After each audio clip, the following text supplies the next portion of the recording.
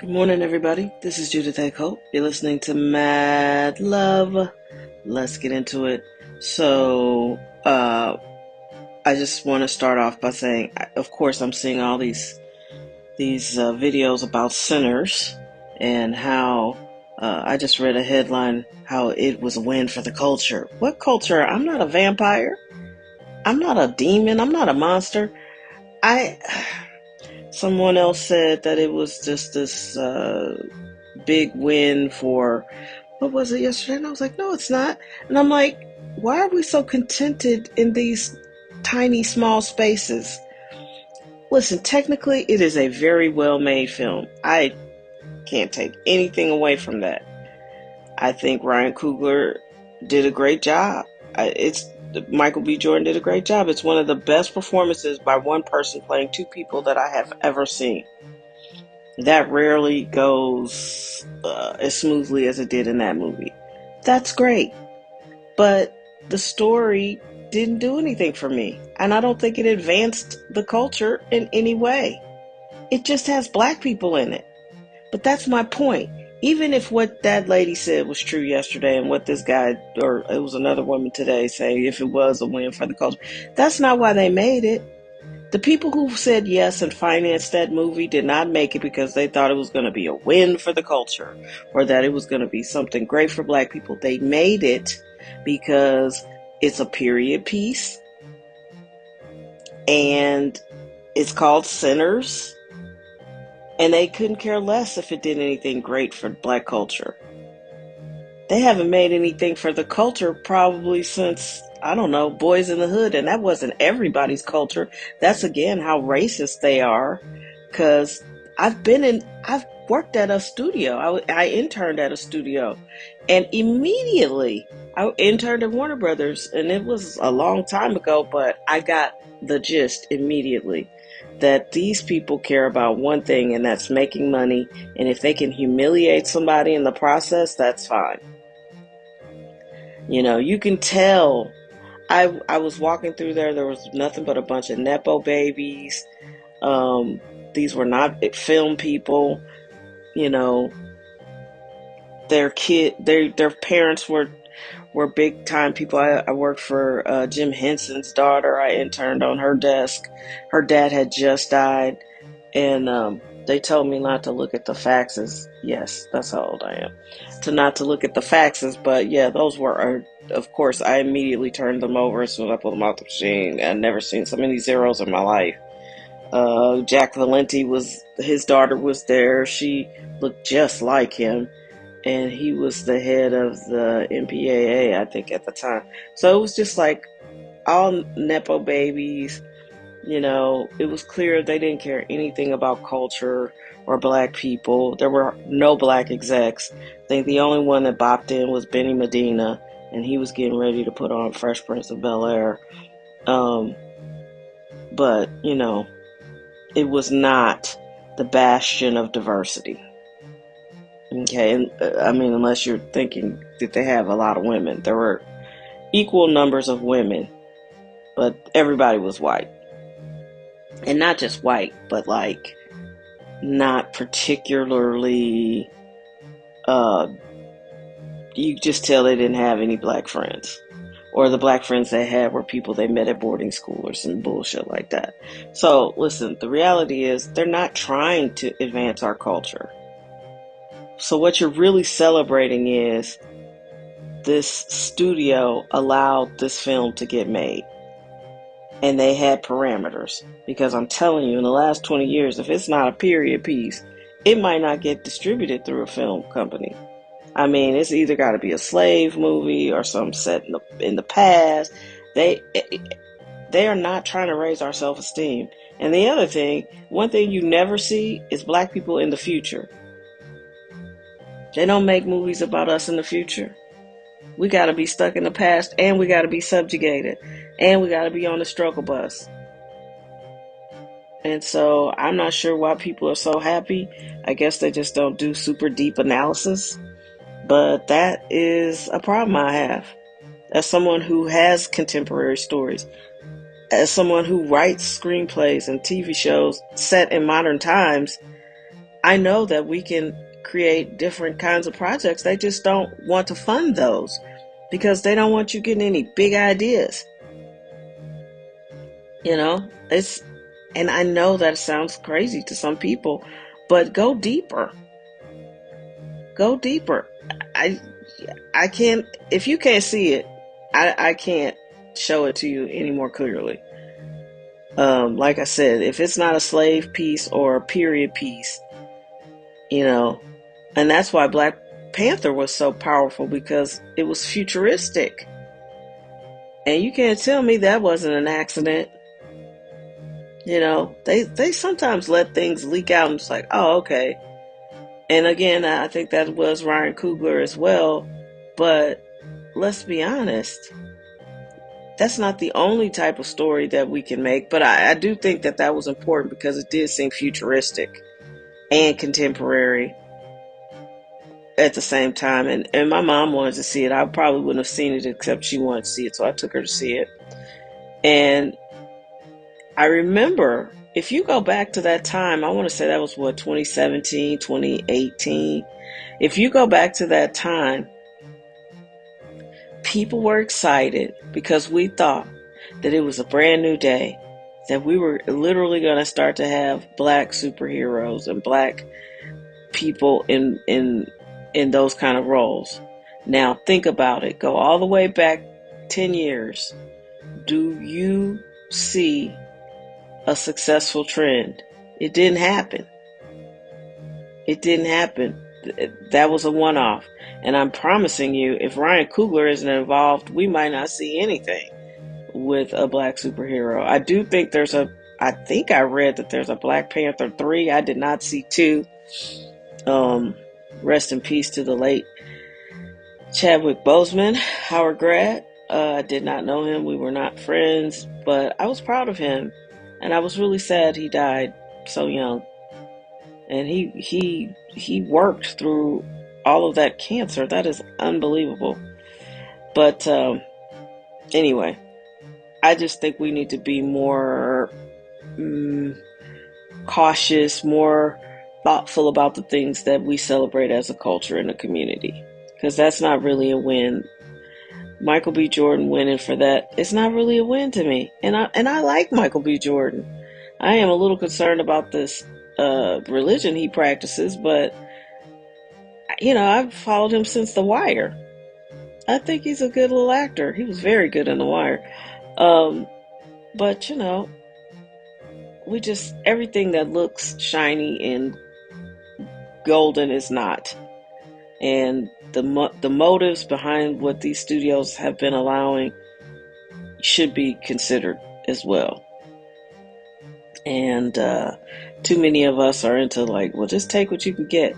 I remember last year before I quit my job, and I had to quit, and this was really one of the reasons why I did, and I think I talked about this, is I was talking to a Black coworker, and I was expressing my frustration with the Black boss that had just left, because he couldn't stand me, and I couldn't stand him. And I said something, and this coworker, who I think I've known longer than the boss, and I think he knew me longer than the boss, he was like, well, you need to just stop complaining about it. I was like, but he just left. You act like he's been gone for years. He just left. He wasn't good to me. And then he goes, well, I just want to see Black people be successful. And I looked at him and I'm like, hey, I'm Black too. And he just goes, well, I just want to see Black people. I said, you just want to see Black men be successful. And the look he gave me, baby, if looks could kill. And I just knew. I was like, oh, we're not really friends. This is not really a safe place for me. Good luck to you, sir. And I walked out. And, I get it. We're not friends. So I just say, hey, and smile and wave. But, people tell you who they are. And if you can protect all of that bad behavior and how horribly that man treated me, and you're okay with that because he's Black, then you've told me everything I need to know about you. Ever. So we're out here celebrating some false victories. And I think Black people are so desperate to always see the win in it for Black people that they don't care about other bigger issues. And maybe I'm not giving the popular take, but I don't care. That's how I feel. I've dedicated my adult life to trying to get into the film business, and it just becomes clearer every day why I wasn't successful. And it has nothing to do with my talent. I'm very talented. I'll say it. I know how to craft a screenplay. I know how to write a good story. And that's the thing about it, is we don't live in a meritocracy. And I think a lot of people are waking up to see, when you read those Jeffrey Epstein files, you can see like, oh, this game has been rigged. It was rigged from the start. And now that you see that there's this giant cabal of evil rich people who've been calling all the shots since the 1600s, it's like, oh, okay, they were letting us have a middle class. Then one day they decided they didn't want a middle class. But it's too late. We already know what it's like now. So some of us who didn't grow up uh, dirt poor, we actually have the nerve to think we could have a good life. You sold us the American dream, but it was just a scam because it was an accident. Henry Ford was doing so great with his factories that he accidentally created this middle class. And everybody started to imitate him, and then people are like, we don't need this. We don't need them thinking they can buy houses and send their kids to college. So you got to understand, before the 60s, most people didn't go to college. My parents didn't go to college, and I was I was their first child and only child together.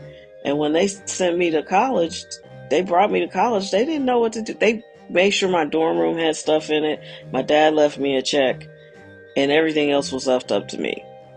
And that's why I picked a major that I loved. And my mom was like, "What?" She was so mad. But anyway, it is what it is. We got to be careful what we celebrate. Some shit is not really a celebration.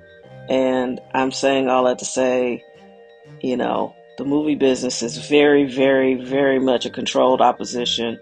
It's these people who greenlight movies are very sheltered. They're very much playing into an agenda, whether they know it or not.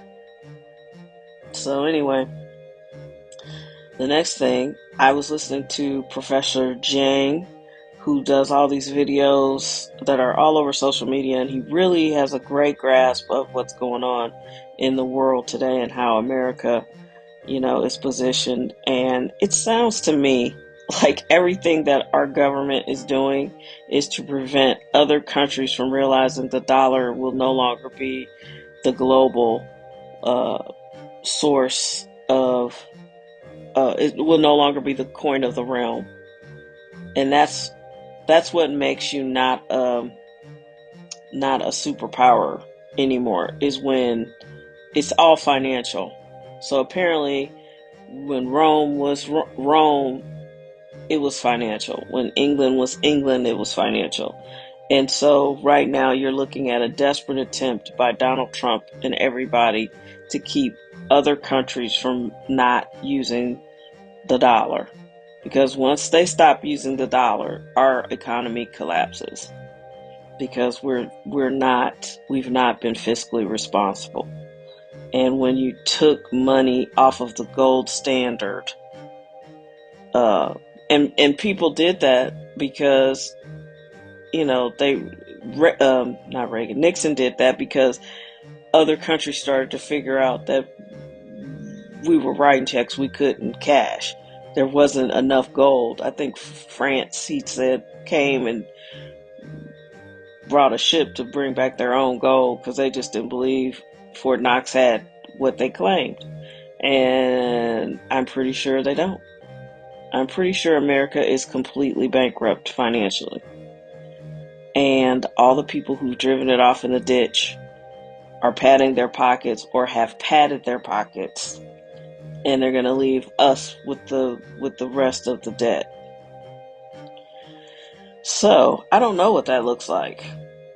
But I know that they're doing all of this, including invading Iran, to try to keep Iran from partnering with Russia and China. And see, China has been vilified, but this man is Chinese, and he's like, look, there are a lot of Chinese that have been indoctrinated by Americans. They love America. They're waiting for y'all to just sort it all out.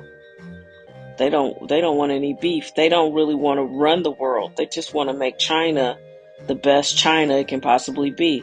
And Tom Bilyeu, who was interviewing him, kind of disagreed with that or couldn't believe it. But I can. When you watch videos of what it's like inside of China, all of their energy and effort has gone into making China great. You know what I mean? And like sincere, not in the Trump way. They really, they have high speed rail. They have great medical care. They've kept the cost down of living so people can have a decent living. And maybe this is propaganda. I don't know, but it looks pretty awesome. They have all kinds of innovation and technology. Yes, they're surveilled constantly, but it also stops crime. Like when you go to an apartment building, everybody's package is just laid out there. And the girl was like, yeah, nobody steals because there's cameras everywhere. And guess what? They probably, catch thieves and make them, accountable. And see, right now, America's in a tailspin because we've got so much crime and corruption. And it just looks like everybody who has some money will never have to deal with accountability or justice. And right now, there is no justice for people who have money. And we saw it with the OJ trial. Like, I personally, for my own reasons, and I'm sure I've explained them, I didn't think he physically murdered his ex-wife and her friend. I did not believe that based off of things I'd seen for myself. Okay? But I'm smart enough to know that if he hadn't been able to afford that team of attorneys, if he was just a bus driver, he would be under the jail. He would have died in prison. So in America, if you can afford a decent defense, even if it's preposterous, you'll be okay. I'm thinking of the guy I'm thinking of who had a preposterous defense. He did get off and he was poor, but that was crazy. That's a case from St. Louis County. But, we're at a really scary time. You look at all these crimes in the Epstein files and no one's being held accountable. A lot of these people are still alive. A lot of these people lied, said they didn't even know the man, or they didn't like him, they didn't spend any time with him, and then you got emails like, hey, what are you doing this weekend? We're gonna come by with the kids. Like, they were best friends with this fucker. So it's like, we are at a very shameful time in America, because people have been lying, they've been caught in the lie, they've given these tepid apologies. I get that you deposed the Clintons, but so what? So what? They need a real investigation, because the rumors around the Clintons are fucking terrifying. And I have a feeling that's why she didn't win the presidency. Something happened. I don't believe that voting is what puts people in power. I think the voting is performative. I think they go to that Bohemian Grove, make the plan of who's going to be the president, and then everything else is performative. And that was really one of the biggest gotchas I've ever seen. I think she was even shocked. I think but see, women aren't allowed at Bohemian Grove. Put that under your hat and smoke it. So either she was never going to win, or they lied and told her she was going to win. Something happened, because all the polling was going her way. That's how you know the shit is corrupt. All the polling was going her way. And I brought up I think I was blogging back then. I was like, how is Donald Trump being taken seriously? There's a 13-year-old, there's a grown woman who says he raped her when she was 13. How is this being overlooked? And of course, now it's back. Now people are like, wait a minute, he might have actually done it. Okay, I thought he had done it when I heard it the first time. I don't know. Listen, if you listen to these rants, you are a real fan, and I appreciate you, because I am just chatting away here. And the fact that this podcast grew by 1,000% last year, thank you. Thank you for listening. And I don't have a lot of Spotify listeners, so I can't monetize this on Spotify. So I have to figure out what to do. And one of these days I'm going to stop complaining and go ahead and do it. I've been saying that for 5 years? But now I actually have time, so there's no excuse. But I do appreciate you guys listening. I'm going to put some links in the description. There's merch you can buy. I might link that video with Professor Jiang on Tom Bilyeu. It's long. It's very long. And at parts it can be boring, but it really does give you the real sense of what's going on, because no one's breaking it down like that. And you'll never get this on the news. They're never going to tell you exactly what's happening. And I also might do a summary of it and post that, because it is very important to understand what we're up against. And the reality is, no matter what they tell you about what these wars are really about, or what they tell us the wars are about, it's not what it's really about, because it's almost always economic. The only way to be a superpower in this world that we've constructed is to be an economic superpower. And the thing that made us powerful is the fact that the dollar was basically the coin of the realm. And now that is in jeopardy, and I think I even heard something, I'm not sure who I heard it from, but that was the main reason why they got rid of Muammar Gaddafi, is he had figured out how to be self-sustaining. And he was giving his country health care and all education and all this stuff, and people just couldn't stand that. I don't know what this lady up above me does, but I swear it sounds like she just takes rocks and throws them on the floor at times. Ooh, can't wait to get off the first floor. All right, everybody, have an amazing weekend. We're at Friday already. Take care of yourselves. Be great. Be happy. Watch that new Peaky Blinders movie. There's a new episode of The Pit. Cross wrapped up. Put out their final episode. There are ways to be entertained. Go for a walk. Have some fun. Call a friend. Go to dinner. Take care. Bye.